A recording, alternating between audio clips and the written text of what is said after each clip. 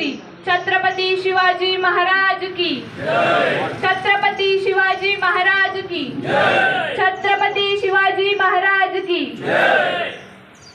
ज्या मातेच्या कुशीत स्वराज्याचं देखणं स्वप्न साकारलं, ज्या मातेने केवळ एकच राजा नव्हे तर पुत्राच्या सोबतीला नातवाच्या रूपातही राजा घडवला, असं जगाच्या पाठीवरचं मातृत्वाचं एकमेव उदाहरण म्हणजे राष्ट्रमाता, राजमाता, वीरमाता माँसाहेब जिजाऊ। ज्या राजाने हे देखणं स्वप्न सत्यात उतरवलं ते तुम्हा सर्वांचं स्वाभिमान जगण्याची दिशा म्हणजे छत्रपती शिवाजीराजे।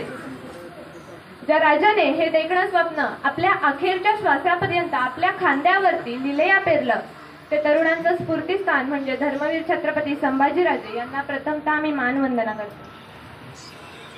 एका पक्षाला ज्याप्रमाणे पावसाची ओढ लागते अगदी त्याचप्रमाणे मराठी माणूस म्हटला की त्याला ओढ लागते ती शिवजन्मोत्सवाची। मग शिवजन्मोत्सव म्हटलं की आपल्या प्रत्येकाच्या रक्ताच्या थेंबामध्ये फक्त शिवराय या नावाचा जागर सुरू होतो। शिवजन्मोत्सव म्हटलं की आपल्याला अनेक गावोगल्लींमध्ये अनेक प्रकारचे मग काही तरुणांच्या मनामध्ये भरलेलं असतं की शिवजन्मोत्सव म्हटला की कुठेतरी डीजे लावणार आणि आम्हाला मिरवणुकीत नाचायला मिळणार। शिवजन्मोत्सव म्हटला की प्रत्येकाच्या मनात हाच विचार असतो। मला हे सांगायला अभिमान वाटते की आपल्या वाड्या शहरामध्ये तरी शिवजन्मोत्सवाच्या दिवशी असा काही प्रकार नाहीये, परंतु वाड्याच्या आजूबाजूला जे गाव आहेत त्यामध्ये हे नक्कीच घडतं व ते थांबवणं सुद्धा आपलीच जबाबदारी आहे। छत्रपती शिवाजी महाराजांचे जन्मोत्सव साजरा करणे या बाबतीत उद्देश काय आहे याचं अजूनही हवं तेवढं प्रबोधन आपल्याकडे झालेलं, आपल्या समाजामध्ये झालेलं पाहायला मिळत नाही। मग छत्रपती शिवरायांचा जन्मोत्सव साजरा करण्यामागचा उद्देश काय आहे तर त्या महान पुरुषाने केलेल्या कार्याचा जो काही मांडून ते कार्य यथासांगपणे पेलवणे व तो एक दिवस का होईना तो दिवस आपल्या सर्वांसाठी एक प्रेरणा देऊन जाणारा दिवस व्हावा म्हणून शिवजन्मोत्सव आपण साजरा करावा। पण शिवजन्मोत्सव म्हटलं की डीजे लावणार, मग अगदी सगळे भगवेमय झालेले, डोक्यावर भगवी टोपी, हातातला भगवा झेंडा, अंगातले भगवे वस्त्र असा पेहराव करून मिरवणुकीत नाचायचं आणि म्हणायचं आम्ही छत्रपती शिवरायांचे मावळे। खरंच आम्ही छत्रपती शिवरायांचे मावळे शोभतो।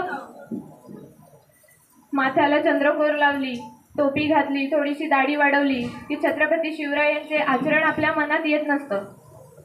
छत्रपती शिवराय आपल्याला समजून घ्यायचे असतील तर ते आपल्या मनातून छत्रपती शिवरायांकडे असलेल्या शेकडो सद्गुणांपैकी त्यातला एक देखील सद्गुण आपण या शिवजन्मोत्सवाच्या दिवशी अंगीकारला तरी सुद्धा खरी शिवजयंती सार्थकी ठरेल। पण ज्यावेळी आपण म्हणतो की छत्रपती शिवरायांचे आम्ही मावळे, पण आपण खरंच छत्रपती शिवरायांचे मावळे शोभतो का?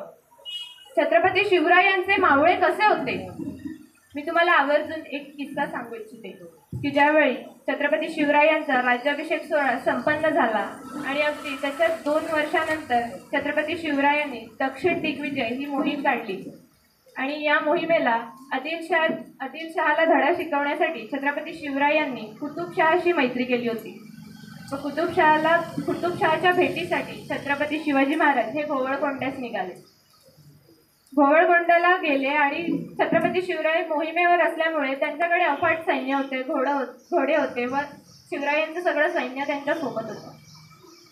छत्रपती शिवराय जेव्हा घोवळकोंड्यात येणार असं त्या घोवळकोंड्याच्या रयतेला कळाले तेव्हा घोवळकोंड्यातली रयत सुद्धा आपल्या घराघरामधून छत्रपती शिवरायांना पाहण्यासाठी बाहेर येत होती। आमचा राजा कसा दिसत होता, आमचा राजा कसा होता, आमचा राजा कसा होतो हे पाहण्यासाठी घोवळकोंड्यातली रयत सुद्धा तिथे बाहेर येत होती।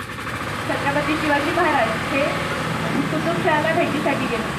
कुतुबशहाने एकदा सगळं त्यांचं सैन्याचं निरीक्षण केलं आणि कुतुबशहा छत्रपती शिवाजी महाराजांना म्हणतोय तुमचं सैन्य तर अफाट आहे, तुमच्या सैन्यामध्ये घोडे आहेत, सगळे सैनिक आहेत, पण तुमच्या सैन्यामध्ये मला कुठेही हत्ती पाहायला मिळत नाही।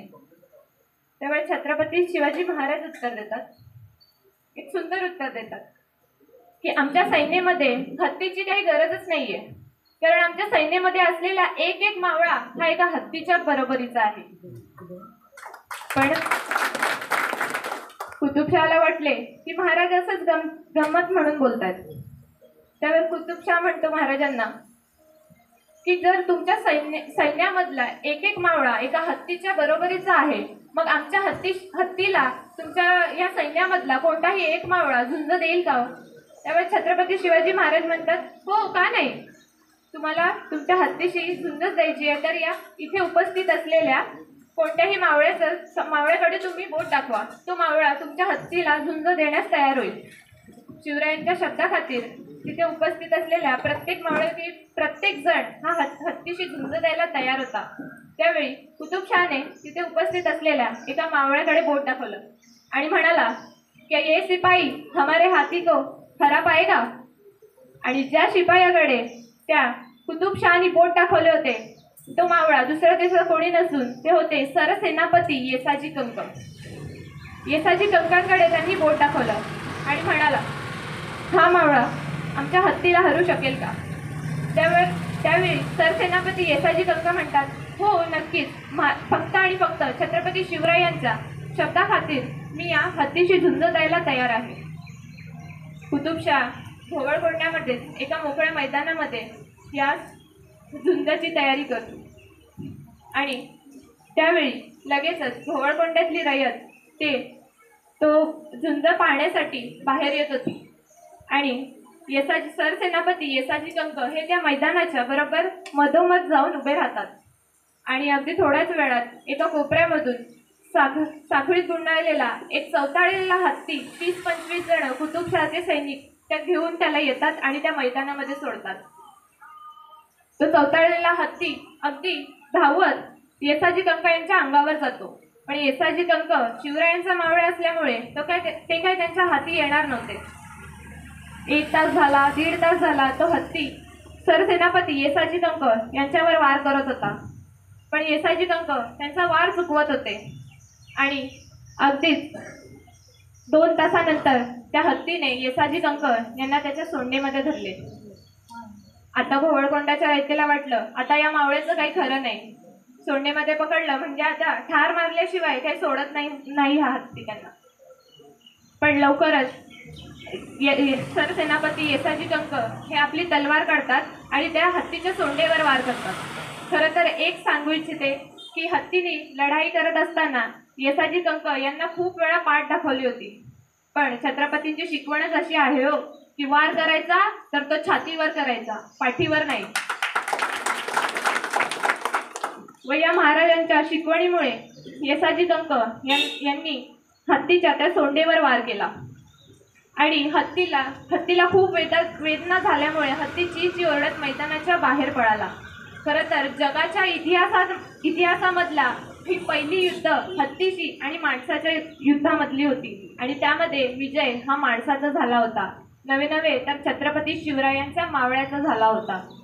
असे होते छत्रपती शिवरायांच्या वेळचे मावळे व आपण आपली तुलना त्यांच्याशी करू इच्छितो, ते पण भगवेमय होईल. पण खरंच छत्रपती शिवरायांचे मावळे असे होते आणि आजच्या जर घडीला आपल्याला महाराष्ट्राला जर काही शिकवायची गरज असेल तर तो म्हणजे स्त्री सन्मान. काय चालू आहे आजच्या महाराष्ट्रात? गुन्हेगार गुन्हा करतोय आणि मोकाट फिरतोय.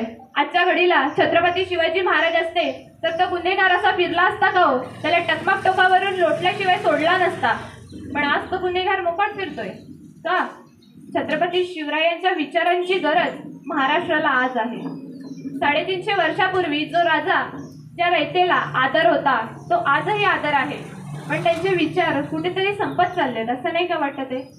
महाराष्ट्राची परिस्थिती पाहता आपल्याला छत्रपती शिवरायांचे विचार हे सांगण्याची आत्ता खूप गरज आहे आणि शिवजन्मोत्सवाच्या दिवशी तरी ते झालं पाहिजे असं वाटतं. पण छत्रपती शिवाजी महाराजांच्या वेळी असं काही घडत नव्हतं. गुन्हेगार कधीही असा मोकळा फिरला नव्हता, कारण छत्रपती शिवाजी महाराज हे त्या रयतेचे राजे होते.